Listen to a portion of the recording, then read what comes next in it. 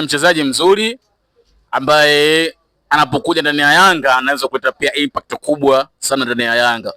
Lakini Yanga ameamua kumsajili mchezaji huyu ni kwa sababu zifuatazo, kwamba Yanga sasa hivi imeonekana katika maeneo ya pembeni hakuna wachezaji ambao watacheza katika eneo la pembeni, kwa sababu tukimwangalia Pacome Zouzoua tayari ndio majeruhi, nani yule Clement Mzize tayari majeruhi, ina maana winga back pale moja ni Max tu. Kwa hiyo mimi nafikiri huyu anasajiliwa kwa sababu kucheza pia eneo la pembeni, lakini mimi naamini kwamba Yanga hawatoishia hapa tu, wataendelea pia kusajili baadhi ya wachezaji wengine katika eneo la pembeni, lakini pia kwenye eneo la namba 9.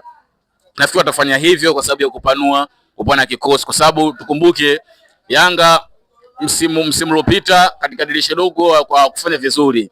Wachezaji wote ambao walikuja dirisha dogo kuonyesha performance ya juu, na ndio maana sasa hivi anakufanya usajili ambao ni mzuri, na ndio maana ameanza na huyu ambaye anakuja ndani ya klabu ya Yanga, huyu Emmanuel Flomo. Lakini sasa hatuwezi kusema moja kwa moja kwamba atakuwa ni bora zaidi kwa sababu hatuyamwona bado. Kwa hiyo inabidi tumuone kwanza ndio tuweze kusema kwamba huyu ni mzuri au usajili wao umepatia au amekosa. Lakini sababu yao kusajili ni kwa sababu tutakuwa kikosi chao na kuweza kuweka uimara katika timu yao kutokana na wachezaji wake wengi kuwameza muda mrefu na wamechoka. Kwa hiyo lazima apate replacement.